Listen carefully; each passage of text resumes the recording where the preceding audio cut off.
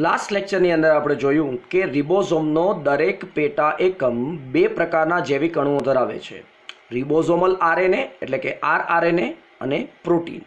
હવે આ લેક્ચરની અંદર તમે જે કોષ્ટક જોઈ રહ્યા છો એટલે કે ટેબલ જોઈ રહ્યા છો એ ડિટેલમાં રજૂ કરે છે કે કયા પ્રકારના આરઆરએનએ અને કેટલી સંખ્યામાં પ્રોટીન છે એ દરેક પેટા એકમની અંદર આવેલા હોય છે. તો આપણે આ લેક્ચરની મદદથી સમજીશું કે રિબોઝોમની અંદર કયા કયા પ્રકારના રિબોઝોમલ આરએનએ આવેલા હોય છે અને કેટલી સંખ્યામાં પ્રોટીન છે એ રિબોઝોમના દરેક પેટા એકમની અંદર આવેલા હોય છે. તો શરૂઆત કરીએ આપણે બરાબર 50S એટલે કે મોટા પેટા એકમથી. તમે જુઓ આ 50S એટલે કે મોટો પેટા એકમ છે, એમાં બે પ્રકારના જૈવિક અણુઓ છે, આરઆરએનએ અને પ્રોટીન. તો પહેલાં આપણે જોઈશું કે કયા પ્રકારના આરઆરએનએ આવેલા છે અને કેટલી સંખ્યામાં પ્રોટીન આવેલા છે.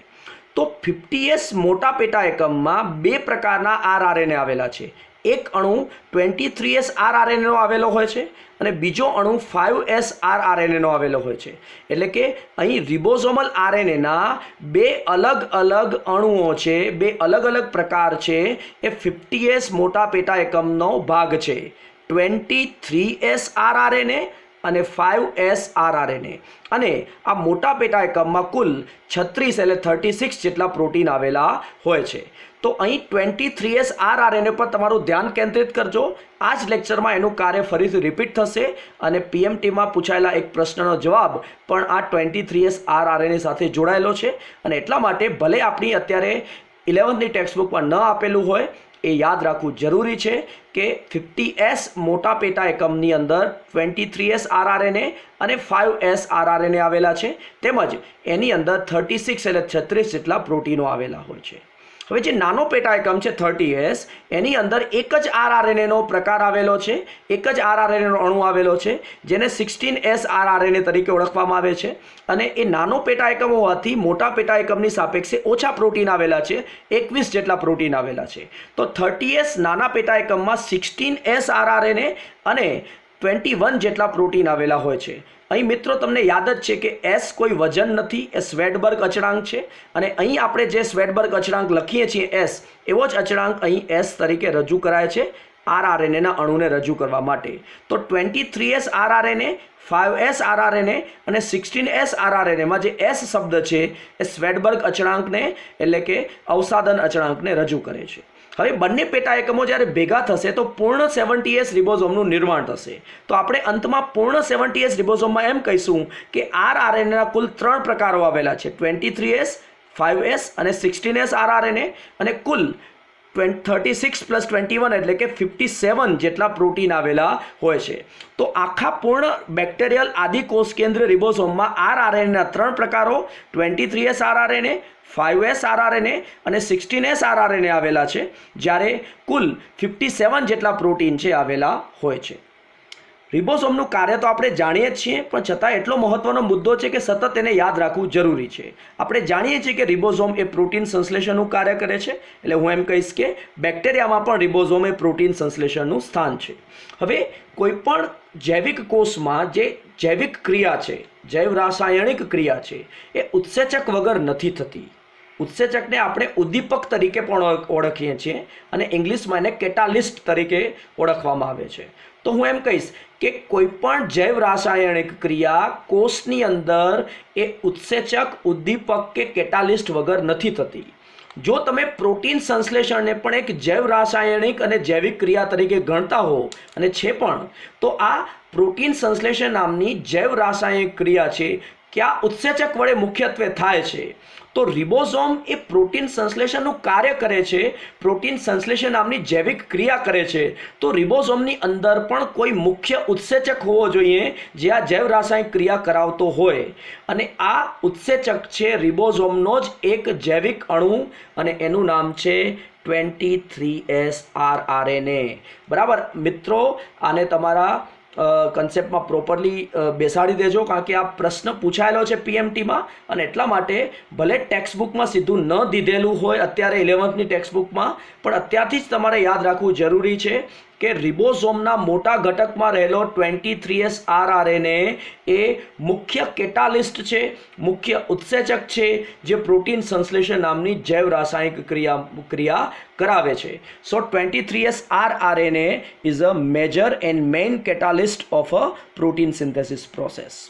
ચલો તો ટૂંકમાં રિબોઝોમ એ બે જૈવિક અણુઓ ધરાવે છે, રિબોઝોમલ આરએનએ અને પ્રોટીન, અને એમાં પણ રિબોઝોમલ આરએનએ એ 23S rRNA છે એ મુખ્ય કેટાલિસ્ટ છે જે પ્રોટીન સંશ્લેષણની ક્રિયા કરે છે. ચલો જોઈએ કે હવે બેક્ટેરિયામાં આ જે રિબોઝોમ છે બરાબર એ કઈ રીતે ગોઠવણી પામેલા છે, કઈ રીતે ગોઠવાયેલા છે. બરાબર, આપણે જાણીએ છીએ કે બેક્ટેરિયામાં કોઈ અંતઃકોષ રસજાર જેવી પટલમય અંગિકા નથી આવેલી હોતી. બરાબર, આપણે સુકોષ કેન્દ્રીય કોષમાં જોયું કે રિબોઝોમ એ અંતઃકોષ રસજારની સપાટી ઉપર જોડાઈ અને પ્રોટીન સંશ્લેષણનું કાર્ય કરે છે. પણ બેક્ટેરિયામાં તો અંતઃકોષ રસજારનો અભાવ હોય છે, પરંતુ અહીં જે પટલ છે એ કોષ રસ સ્તરનું પટલ છે જેનો ઉપયોગ રિબોઝોમ જોડાણ માટે કરે છે.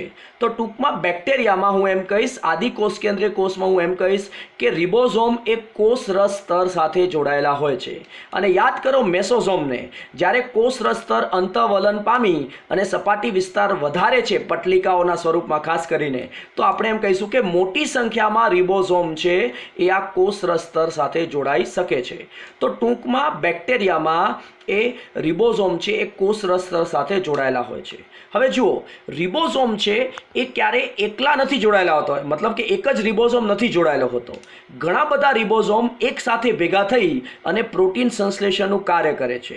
હવે પ્રોટીન સંશ્લેષણના કાર્યમાં આરએનએનો એક બીજો પ્રકાર સામેલ થાય છે જેને mRNA તરીકે ઓળખવામાં આવે છે. આ આરએનએના પ્રકાર વિશે પણ ડિટેલમાં આપણે ચેપ્ટર 9માં ભણીશું. એટલે હાલ તો તમારે ખાલી એનું નામ જ યાદ રાખવાનું છે કે પ્રોટીન સંશ્લેષણ દરમિયાન એક mRNA નામનો આરએનએનો પ્રકાર મોટી સંખ્યામાં રિબોઝોમ સાથે જોડાઈ અને પ્રોટીન સંશ્લેષણની ક્રિયાવિધિ કરે છે. તમે આ આકૃતિને ધ્યાનથી જુઓ તો mRNAનો એક જ અણુ એક કરતાં વધારે રિબોઝોમ સાથે જોડાઈ અને પ્રોટીન સંશ્લેષણનું કાર્ય કરે છે. રિબોઝોમ છે એ કોષ રસસ્તરની સપાટી સાથે ચોટેલા રહે છે અને mRNAના એક અણુ સાથે જોડાઈ અને પ્રોટીન સંશ્લેષણનું કાર્ય કરે છે. આવી જે આ રિબોઝોમની રચના છે એને પોલિઝોમ અથવા તો પોલીરિબોઝોમ તરીકે ઓળખવામાં આવે છે. પોલી એટલે ઘણા બધા, પોલીરિબોઝોમ એટલે ઘણા બધા રિબોઝોમ જ્યારે એક mRNA સાથે ભેગા મળી અને પ્રોટીન સંશ્લેષણનું કાર્ય કરે ત્યારે એને પોલિઝોમ અથવા તો પોલીરિબોઝોમ તરીકે ઓળખવામાં આવે છે.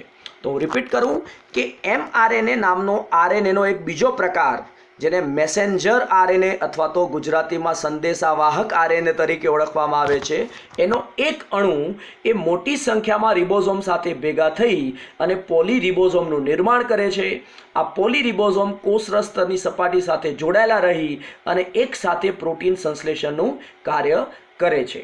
બરાબર, તો અહીં પોલી મતલબ કે ઘણા બધા અને પોલીરિબોઝોમ એટલે ઘણા બધા રિબોઝોમ એક mRNA સાથે જોડાઈ અને પ્રોટીન સંશ્લેષણનું કાર્ય કરે છે. તો હું અહીં લખેલું જે છે એને સમજાવું છું કે પોલીરિબોઝોમ અથવા તો પોલિઝોમનો અર્થ શું થાય. તો એક કરતાં વધારે બરાબર રિબોઝોમ છે એ mRNA નામના એક પ્રકારના આરએનએના અણુ સાથે જોડાઈ અને પ્રોટીન સંશ્લેષણ એટલે કે ભાષાંતરણનું કાર્ય કરે છે. બરાબર, આપણે એમ કહીશું કે mRNAની મદદથી પોલિઝોમ અથવા તો જે રિબોઝોમ છે એ ભાષાંતરણ એટલે કે પ્રોટીન સંશ્લેષણની ક્રિયા કરે છે. તો ભાષાંતરણ જે શબ્દ ટેક્સ્ટબુકમાં આપેલો છે એને ઇંગ્લિશમાં ટ્રાન્સલેશન કહેવાય અને એનો અર્થ થાય પ્રોટીન સંશ્લેષણ. શું અર્થ થાય? પ્રોટીન સંશ્લેષણ. તો ભાષાંતરણ એ સમાનાર્થી શબ્દ છે પ્રોટીન સંશ્લેષણનો. એટલે હું એમ કહીશ કે પોલીરિબોઝોમ એ mRNA સાથે ભેગા થઈ અને ભાષાંતરણ એટલે કે પ્રોટીન સંશ્લેષણની ક્રિયા કરે છે. mRNAની મદદથી ભાષાંતરણ એટલે કે પ્રોટીન સંશ્લેષણની ક્રિયા કરે છે. મારી આકૃતિમાં માત્ર 3 જ રિબોઝોમ છે, પણ હકીકતમાં મોટી સંખ્યામાં રિબોઝોમ જોડાયેલા હોય છે એક જ mRNAના અણુ સાથે અને ભેગા થઈ અને mRNAની મદદથી ભાષાંતરણ એટલે કે પ્રોટીન સંશ્લેષણની ક્રિયાનું કાર્ય કરે છે. તો પોલીરિબોઝોમ વિશે પણ ક્વેશ્ચન પૂછાયેલો છે, નજીકની નીટમાં જ પૂછાયેલો છે અને અગાઉના PMTમાં જ પૂછાયેલો છે કે પોલીરિબોઝોમ શું છે. એટલા માટે ફરીથી રિપીટ કરું છું, ધ્યાનથી સાંભળજો કે એક mRNA સાથે મોટી સંખ્યામાં રિબોઝોમ ભેગા થઈ અને પ્રોટીન સંશ્લેષણ એટલે કે ભાષાંતરણની ક્રિયા એક સાથે કરે આ પ્રકારની રચનાને પોલિઝોમ અથવા તો પોલીરિબોઝોમ તરીકે ઓળખવામાં આવે છે. તમને પૂછવામાં આવે કે પોલિઝોમ એ બેક્ટેરિયાના કયા ભાગ સાથે જોડાયેલા છે, તો તમારો જવાબ છે કોષરસ સ્તર અથવા તો કોષરસ પટલ. બીજું, પોલિઝોમમાં કેટલા mRNAના અણુ આવેલા છે, તો જવાબ છે એક જ mRNAનો અણુ છે, પણ મોટી સંખ્યામાં રિબોઝોમ એ પ્રોટીન સંશ્લેષણનું કાર્ય કરે છે એટલે કે ભાષાંતરણનું કાર્ય કરે છે. તો ટૂંકમાં તમે આ 2 લેક્ચરોની મદદથી બેક્ટેરિયાના આદિકોષ કેન્દ્રીય રિબોઝોમ વિશે માહિતી મેળવી છે. આપણે એને શોર્ટમાં સમરાઇઝ કરીએ તો બેક્ટેરિયામાંનો આદિકોષ કેન્દ્ર રિબોઝોમ એ 15 નેનોમીટરથી 20 નેનોમીટરનો વ્યાસ ધરાવે છે. 70S રિબોઝોમ તરીકે ઓળખવામાં આવે છે, જે બે પેટા એકમોનો બનેલો છે. મોટો પેટા એકમ 50S, નાનો પેટા એકમ 30S. આ 70S રિબોઝોમ છે એ કોષરસ પટલ સાથે જોડાયેલા હોય છે, જ્યાં એક mRNA સાથે મોટી સંખ્યામાં રિબોઝોમ જોડાઈ અને પોલિઝોમ અથવા તો પોલીરિબોઝોમનું નિર્માણ કરે છે.